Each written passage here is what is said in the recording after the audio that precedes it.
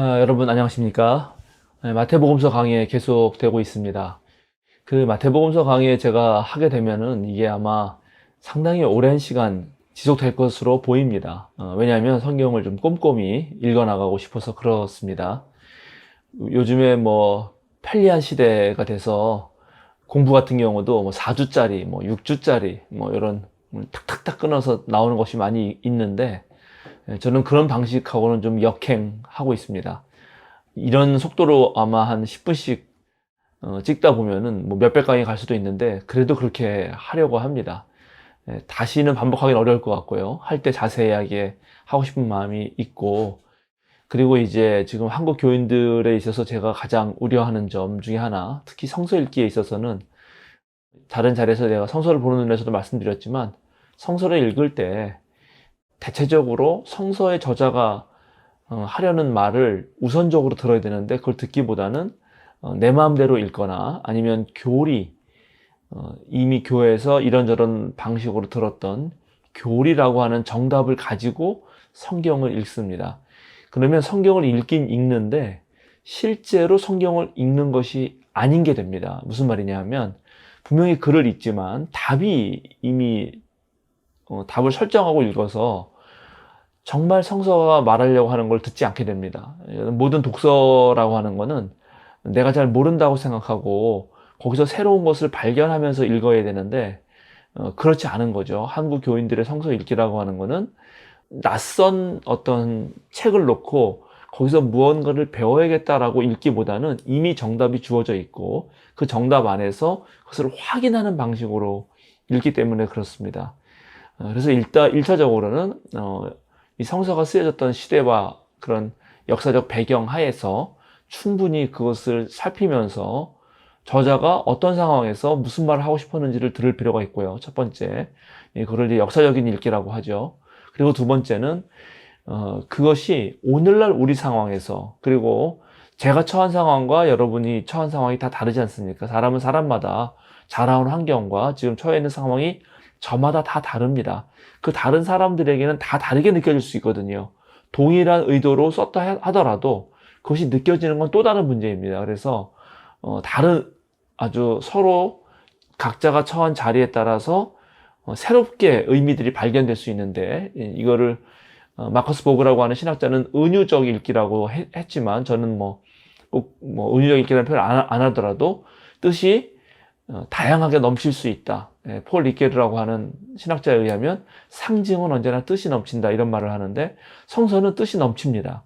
그래서 저는 제가 최대한 자세하게 읽어가면서 이런 말이 이렇게 느낄 수도 있다라고 말씀을 드릴 때, 여러분은 그 다양한 풍성한 것을 듣고 자신에게 맞으면 받아들이고 그렇지 않으면 버릴 수도 있습니다. 얼마든지 그런 자유가 있습니다. 그리고 이제 또 하나, 성서 읽기를 할 때 중요한 점은, 제가 이런저런 자리에서 강의하면 많은 분들이 오해하는 것인데, 사실과 의미를 헷갈리는 것입니다. 사실이 물론 중요하죠. 사실이 없는 것도 아닙니다. 그러나 더더욱 중요한 것은 그 사실보다 그 사실이 가지고 있는 의미입니다. 예를 들어서 성경의 창세기에 보면 하나님이 아담과 하와를 찾으시면서 특별히 선악과의 열매를 따먹었을 때, 아담아, 내가 어디 있느냐, 이렇게 묻는 장면이 나옵니다. 오늘날도 그거 묻죠. 전화해서 지금 너 어디 있어? 그러면 저 같은 경우 좀 여러분이 저에게 물으시면 저는 지금 생명사랑교회에 있습니다. 그게 사실이죠. 그런데 창세기 3장에 지금 선악과 열매를 따먹고 숨어있는 아담에게 하나님이 아담아 내가 어디에 있느냐 그렇게 물었을 때, 그 물음이 뜻하는 바, 그러니까 물어서 얻고 싶은 대답이 지금 제가 숨어 있습니다, 이런 단순한 사실을 원하는 것일까요? 그리고 그 질문이 우리의 삶에 특별히 종교적인 의미, 실존적인 의미를 갖기 위해서는 단순히 내가 생명사랑교회에 있다고 하는 그런 객관적인 사실에서 멈추면 안 되는 거죠. 그게 무슨 의미가 있단 말입니까? 더 깊은 의미가 있는 거죠. 아담아 내가 어디 있느냐, 이런 하나님의 질문은 그게 2000년을 뛰어넘어서 오늘날 우리에게도 의미가 있는 것은, 나의 삶의 자리는 어디인가? 내가 목사로서 나는 어떤 역할을 해야 되는가? 내가 그리스도인으로서 어떤 삶을 살아야 되는가? 그러한 다양한 의미를 품는 질문이어야 되고, 그 대답도 그런 의미 속에서 답변이 되어야 되는 것입니다. 그런데 한국의 많은 교회에서 그동안 성서 읽기를 할 때 이런 의미 물음에 대해서 깊이 있게 생각해 보지 않고 단순히 사실로만 멈추었다는 것입니다. 제가 제일 우려하고, 그래서 그 사실로만 멈췄기 때문에 어떤 일이 벌어지냐 하면 실제로 우리 삶에서 그리스도교 성서가 하나님의 말씀으로 양분이 되지 못하고 실제 삶의 신앙이 역할을 못했다는 것이죠. 역할을 못하면서도 역할을 하는 것으로 착각하는 경우도 많았고요. 그런 어려움이 있었습니다. 그래서 앞으로 제가 마태복음서 강해도 매우 천천히 읽어가고 자세하게 읽을 텐데 여러분 너무 부담 갖지 마시고 그냥 편하게 따라오시면서 그냥 아주 그냥 우리 청년 중에 한 명은 산책하면서 잘 듣는다고 하는데 뭐 그렇게 들으셔도 얼마든지 좋습니다. 예, 다시 한번 이제 성서 읽기가 무엇인지를 말씀드렸습니다. 오늘은 드디어 이제 예수님의 어린 시절 이야기가 끝나고 성서는 예수님의 그 어린 시절 이야기를 확 건너뛰고 이제 청년으로 등장할 때로 갑자기 예수님이 나오게 되는 거죠. 그렇습니다. 이거는 예수님이 뭐 유대교 율법을 어떻게 공부를 했는지, 그 요셉과 마리아 밑에서 어떻게 성장했는지에 대해서는 알 수가 없습니다. 그래서 뭐 저 인도로 간 예수님이라고 하는 그런 전설도 생기고 뭐 그런 일들이 있죠. 물론 외경서, 우리가 갖고 있는 정경에 들어가지 못한 외경서에는 예수님의 어린 시절 복음서 같은 것도 존재합니다. 그러나 그것은 역사적인 어떤 전거로 보기에는 너무나 어렵기 때문에 그거를 정경 안에는 포함되지 못했죠. 우리가 가지고 있는 사복음서에 예수님의 어린 시절을 다루고 있는 것은 누가복음서가 유일합니다. 그리고 다른 복음서는 성인이 되셔서 이제 탄생 이야기를 제외하고는 성인이 되셔서 공생애를 시작하는 것으로부터 예수님 이야기가 시작된다고 할 수 있습니다. 예수님 이야기가 특별히 이제 마가복음서가 그런데요. 공생애로부터 시작한다는 것도 매우 중요한 의미가 있습니다. 왜냐하면 실제로 역사적으로 회고해 봤을 때 예수님이 어릴 때부터 아주 유능한 사람이었고 예수님이 귀족 집안이나 왕가, 무슨 황제 집안이나 그런 지배자의 자손이었다면 그러니까는 태어날 때부터 자라는 모든 과정이 그 상당히 영향력을 미칠 수 있는 위치에 있었다면은 분명히 그때 시절도 다 기록됐겠죠. 그런데 예수님이 갑자기 공생애에서만 등장한다는 거, 그리고 복음서가 쓰인 것을 역사적으로 추론해 보면은 사실은 예수님의 십자가 이야기, 순환과 죽음 이야기가 그 복음서 기록의 가장 중요한 이야기로, 가장 핵심적인 부분으로 가장 먼저 등장하거든요. 예, 그런 것을 살펴보면은 예수님은 그렇게 훌륭한 집안에서 뭐 지배력을 가진 그런 권력자 집안에서 태어나지 않았다는 것을 알 수가 있고, 그리고 실제로 나사렛이라는 동네가 그렇게 구약성서에 한 번도 나오지 않는 유명한 동네가 아니었다는 것도 우리가 알게 되고, 그의 부모가 목수일을 하거나 또 예수님 자신이 목수였다고 하는 표현을 벗어는 예수님은 매우 그런 사회 계층적으로는 낮고 천한 그런 가정에서 자라났다는 것을 알 수 있습니다. 그러면 고대에 특별히 문자 기록으로 책으로 남고 그 책으로 보기가 무척 어려운 시대에 예수님의 어린 시절 이야기가 기록되었으리라고 기대하는 것은 거의 불가능하겠죠. 사실은 그러합니다. 이런 사실들을 우리가 어느 정도 가지고 복음서도 읽어야 합니다. 자, 그러면 이제 예수님의 공생애, 예수님의 본격적인 활동이 시작되는 이야기를 시작해야 되는데, 놀랍게 마가와 마태와 누가 공간복음서는 전부 세례 요한의 이야기로 시작합니다. 이것이 재미있습니다. 복음서는 예수님의 행적을 기록한 어떠한 장르의 글입니다. 그러니까 그의 제자들, 예수님을 따르던 초기 그리스도인들이 예수님의 했던 모든 말씀과 행적을 목격하고 그 목격이 구전되고 어느 시점에서 기록되는데, 그래서 예수님이 주인공인데 예수님이 주인공임에도 불구하고 세례 요한 이야기로부터 시작한다는 것 자체가 우리에게 아주 대단히 그 중요한 메시지를 주죠. 왜일까요? 왜 예수님의 공생의 이야기를 예수님 이야기가 아니라 세례 요한 이야기로부터 시작하는 것일까요? 그것은 바로 예수님 운동에 세례 요한이 미친 영향이 지대했다는 것입니다. 최소한 복음서를 기록할 때 예수님 얘기를 하면서 세례 요한 이야기를 하지 않을 수 없었다는 것을 알 수 있습니다. 이것이 역사적으로 보는 방식이라는 것이죠. 무슨 말씀인지 이해하시겠죠? 그러니까 이 복음서를 작성한, 특별히 마태복음서 저자가 마태복음서를 쓸 때조차도 세례 요한 이야기를 뺄 수는 없었다는 것이죠.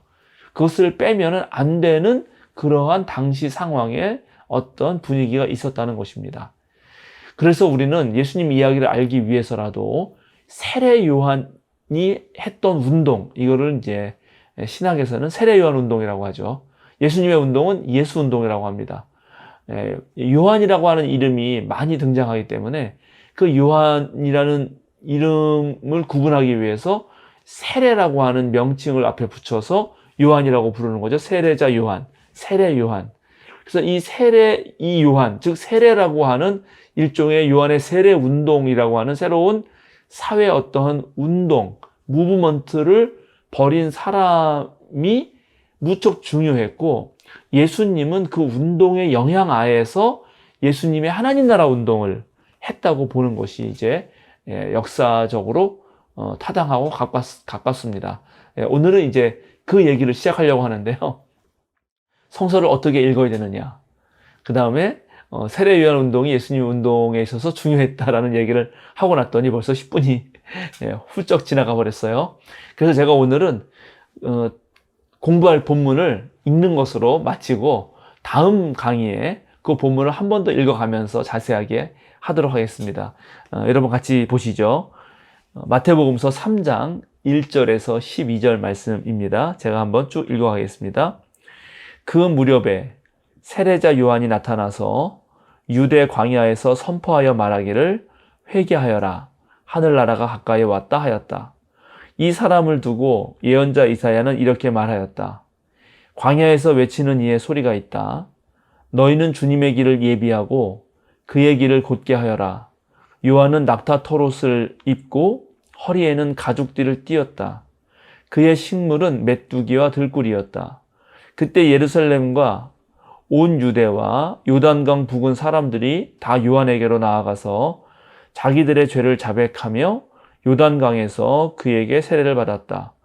요한은 많은 바리새파 사람과 사두개파 사람들이 세례를 받으러 오는 것을 보고 그들에게 말하였다. 독사의 자식들아, 누가 너희에게 닥쳐올 징벌을 피하라고 일러주더냐? 회개에 알맞은 열매를 맺어라. 그리고 너희는 속으로 주제넘게 아브라함이 우리 조상이다 하고 말할 생각을 하지 말아라. 내가 너희에게 말한다. 하나님께서는 이 돌들로도 아브라함의 자손을 만드실 수 있다. 도끼를 이미 나무 뿌리에 갖다 놓았으니 좋은 열매를 맺지 않는 나무는 다 찍어서 불 속에 던지실 것이다. 나는 너희를 회개시키려고 물로 세례를 준다. 내 뒤에 오시는 분은 나보다 더 능력이 있는 분이시다. 나는 그의 신을 들고 다닐 자격조차 없다.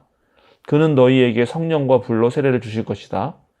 그는 손에 키를 들고 있으니 타작마당을 깨끗이 하여 알곡은 곳간에 모아드리고 쭉정이는 꺼지지 않는 불에 태우실 것이다. 여기가 1절부터 12절까지입니다. 3장. 세례요한 운동도 대단했기 때문에 아마 세례요한 제자들이, 예수님의 제자들이 복음서를 쓴 것처럼 세례요한 운동에 대해서 글을 썼으면 복음서만큼의 분량이 나왔을 거예요. 그런데 그런 문헌은 우리에게 알려지지 않고 있고, 지금 세례요한이라는 분의 활동이 지금 예수의 제자들에 의해서만 기록되고 있기 때문에 우리는 세례요한 운동의 전모를 알기는 어렵습니다. 그리고 그 전모 중에서 아주 일부만 뽑아왔잖아요. 그 일부를 뽑아올 때는 이미 이것을 뽑아오는 사람의 관점이 작용합니다. 그러니까 즉 해석을 한다는 것이죠. 그래서 어떤 구절들 하나하나가 역사적 사실을 있는 그대로 반영한다고 해도 그것을 선택하는 과정에서 해석이 들어가서 의미를 갖게 됩니다. 오늘 세례 요한을 소개하면서 가죽 옷을 입었다든지 유대 광야에 있었다든지 들꿀과 메뚜기를 먹었다든지 이런 것들은 사실 묘사를 하는 것처럼 보이지만 그 사실 묘사를 하면서도 동시에 거기에 어떤 의미가 들어있다는 것입니다. 그래서 이 성서신학자들은 그런 의미들을 캐내고 왜 이런 것을 유독 강조하면서 쓰는가를 말하려고 하죠. 그렇게 했을 때 이 쓴 사람들이 전하려고 하는 그 의도를 잘 알 수 있기 때문입니다. 그래서 한자 한자를 잘 안 넘어가게 되거든요. 그래서 사실 성서 읽기가 이제 오래 걸린다고 제가 말씀드린 겁니다. 자, 오늘은 성서를 읽을 때 사실보다 의미가 얼마나 중요한 것인가, 그리고 성서 읽기를 할 때 답이 있는 게 아니고 낯선 책을 보듯이 실제로 독서를 해야 된다. 질문을 해가면서 읽어야 된다는 말씀 드리면서 왜 하나님 나라 운동, 예수님 하나님 나라 운동을 바로 들어가지 않고 세례 요한 운동 얘기를 할 수밖에 없었는지 그 역사적 배경에 대해서 간단하게 말씀드렸습니다. 다음번 강의에서는 요 지금 읽은 구절을 다시 한 구절 읽어가면서 좀 구체적으로 설명을 드리도록 하겠습니다. 세례 요한 이야기가 앞으로 아마 또 몇 주 계속 될 거라고 생각합니다. 여러분 좋아요, 구독 눌러주시고요. 또 많은 분들에게 소개해 주시고, 가끔 제가 우리 유튜브를 들어가 보니까 저희 교회가 하고 있는 목회자, 수련생들, 목회자를 양성하는 그런 그 후원 계좌를 묻는 분들이 계신데, 저희 영상에 보면 한쪽에 계좌번호가 떠 있습니다. 그러니까 여러분 그걸 보시고 그 계좌로 후원해 주고 싶으신 분들은 후원해 주시면, 그건 우리 생명사랑교회가 쓴다기보다도, 물론 생명사랑교회에서 목사 수련생 과정을 밟는 분들에게 사례비와 교육비로 드리는 것이지만, 어쨌든 우리 교단의 목사를 양성하는 데 도움이 되는 그런 계좌번호입니다. 그래서 계속 여쭈는 분이 계시는데 계좌번호를 모른다고 하시면서, 사실은 제가 하는 거의 모든 강의 영상, 예배 영상이 아니라 강의 영상에 우측 상단에 계좌번호가 쓰여 있습니다. 그러니까 그걸 참조하셔서 또 후원하시면 되겠습니다. 감사합니다. 그러면 또 다음 강의에서 세례 요한에 대해서 자세히 다루도록 하겠습니다. 감사합니다.